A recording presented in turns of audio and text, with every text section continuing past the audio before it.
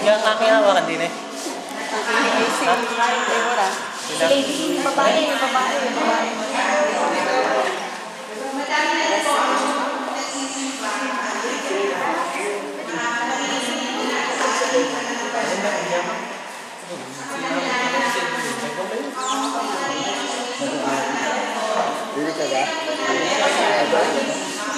Sige, sino ka eh?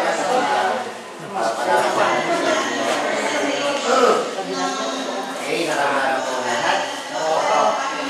Kasi yung isa sa gawa sa kanyang panaginat para sa mga kaibigan na.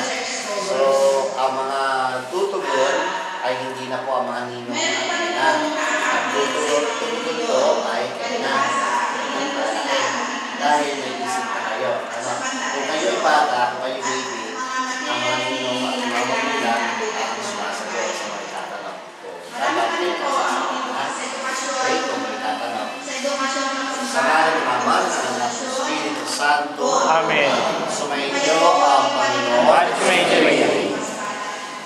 Sa pasimula ng ating pagdiriwang, kailangan ipahay ninyo ang inyong life.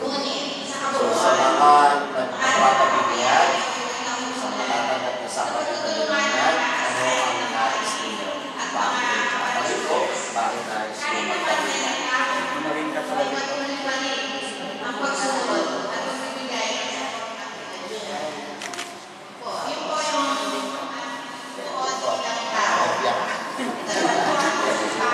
ano mo kasi nakalooban?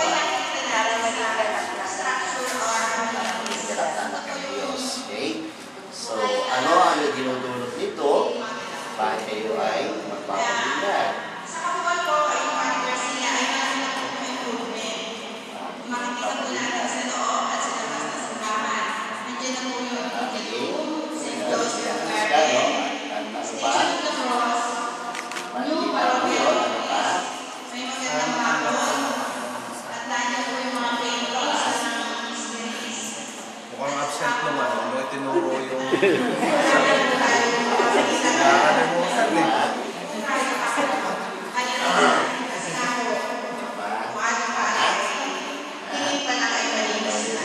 Tingin pa lang kayo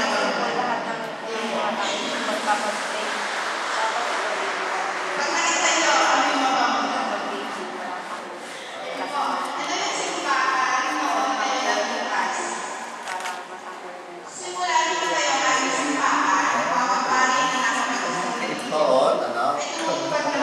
Dapat ang unang yung sagot ay bakit kayo magpapabigyan? Dahil ako ay sumasampalataya sa Kristo. Dahil ako po ay naniniwala na si Kristo ay tagapagligtas. So ito ang dinudulot ko. Ano yung dinudulot ito? Dinudulot ito ang aking pagsitiwala sa palataya sa Diyos na hindi natin makakapagpatuloy ang buhay. Ito ang buhay na walang hanggan ng pagkakilala sa tulong ng Diyos at kay Yesu Cristo ang kanyang sinugo. Si Yesu Cristo ay ating Panginoon na buhay na muli sa kanyang pagkabuhay. Ikaw ay makakilabang sa pagulong mo ngayon. Ikaw ay ibig kanyang alagan. Ikaw ba ay mahanda na maging Kristiyano?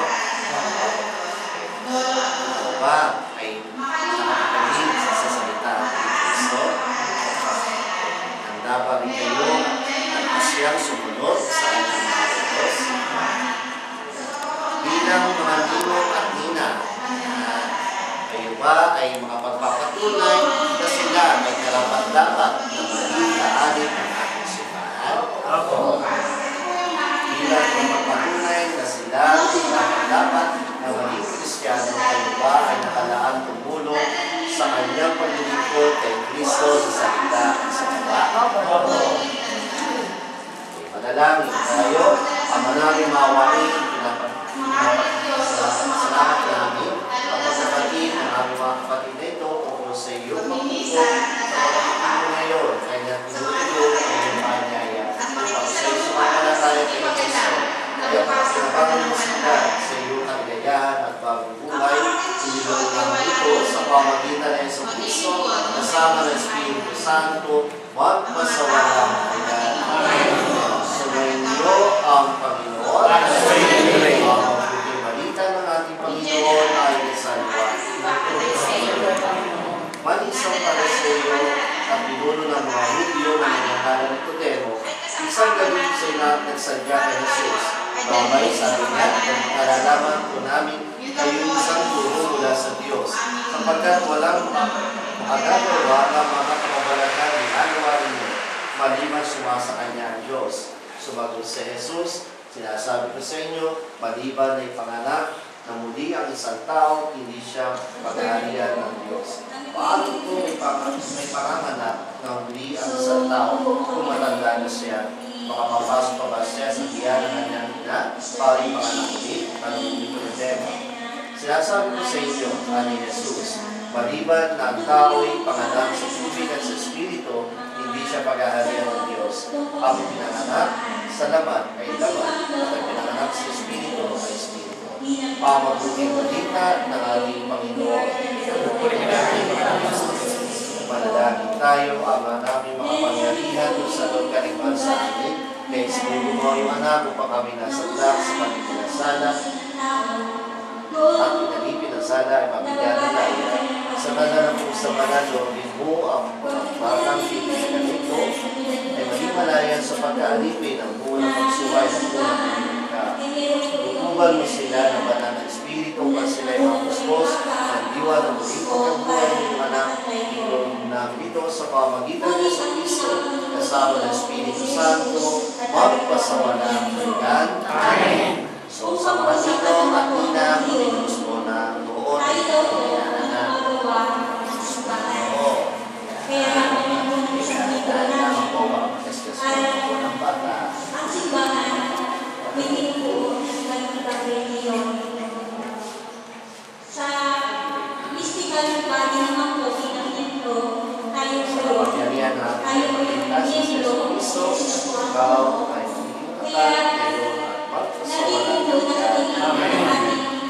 yung virtue po, yung faith in Jesus Christ. Next po yung Satanas at kanyang mga gawain, hindi rin po mawawala yung panginoon sinabi na yung part ng tunay na simbahan. Masampalataya ba kayo sa Diyos sa mga kapangyarihan sa lahat na may likha ng langit at lupa? Masampalataya ba kaya sa Kristo yung sa ating ng Diyos, Panginoon natin, kaya ang isang pangalahin, kaya ang sa Diyos sa mga kaibigan, buwan ang Diyos sa ating Ama. Masampalataya ba sa Espiritu Santo sa mga simbahan at sa mga pagkawalan ng kasalanan sa mga pagkabuhay ang pagkamatay sa buhay ng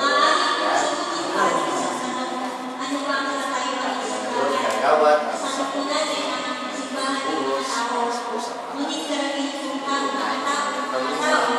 sa mga ninong at ninong pakinawanan ko siya sa balikat.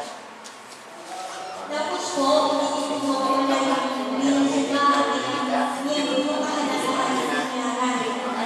Pero sa dami po ng mga pinilihan, kung sasabihin po natin ang konklusyon at agresiya ay pagpasansa, nabanggit po na sa tingin, sa tuwing linggo, para magdami sa simbahan, ngunit ito pa rin kakamuti pa, almost less than 10%. Kaya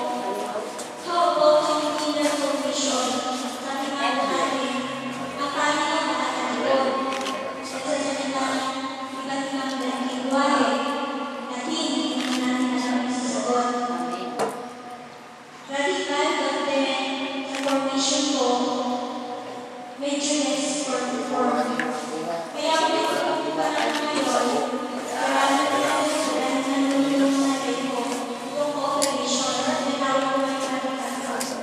Yung structure ko, clear formation, mas narinig ko naman ang salita ng Diyos.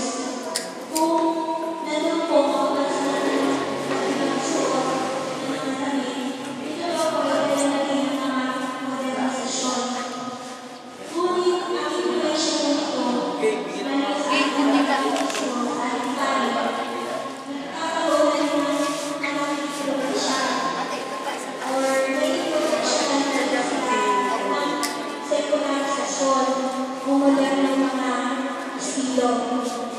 Pagbabae ng langis ay ipapakilala ng pagdupo ng Espiritu Santo sa muling sinilang sa binyag maginamutan ng kanawa sa iyong pakikisa kay Kristo, hari para propeta, ngayon at magpakailanman.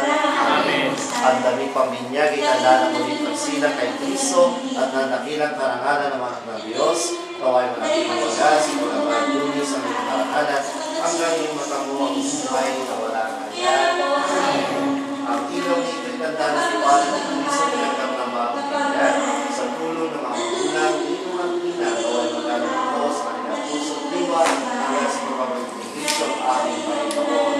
Amen. Ngayon, sa Israel ng ating kasalit at kananan. Ama namin sumasalamat ka, sambahin ang ngalan mo, sa amin ang karyan mo, sundin ang loob mo, dito sa siya sa langit. Bigyan mo kami ngayon ang aming sa araw-araw. Tawagan mo kami sa aming mga sala, para ng pagkapalat namin sa nakakasala sa amin. Huwag mo ibigay tulad sa puso, at hindi sa lahat ng sama. Amen. At sa mga rin natin magkatuwa ng mga bagong binyag, sama-sama kayo manalangin ng Panginoon Maria. Pagkatapos ng kailangan mo puno ng grasya, ang Diyos ay sumasa iyo. Huwag kang pinagpala sa babaeng lahat, pinagpala ang mga nangyayari sa Jesus. Santa Maria, Ina ng Diyos, kailangan mo kami kasalanan, ngayon kung kami magtayo. Sumayin niyo ang Panginoon At sumayin rin. ang malaykay ng mga pangyarihan Diyos, Ama, Anak, Espiritu Santo. Amen. Okay, sa mga bagong binyag, sapagkat sabi nga po, bukas ang pupil niya. sa mga parang kami tumitigil, Sa pupil, sila hindi pa ang pwede pag-asawa. Patayin mo na mga kabila. Bless kayo sa inyong ninong at nina. Sa mga bagong binyag.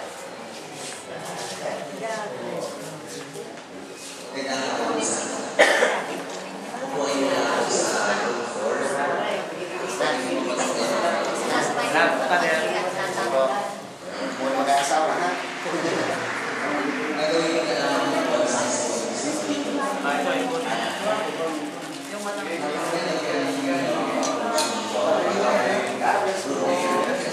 Bukod.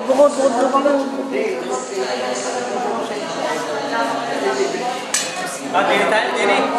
Sa mamay. Dini. Padre Vicente Garcia.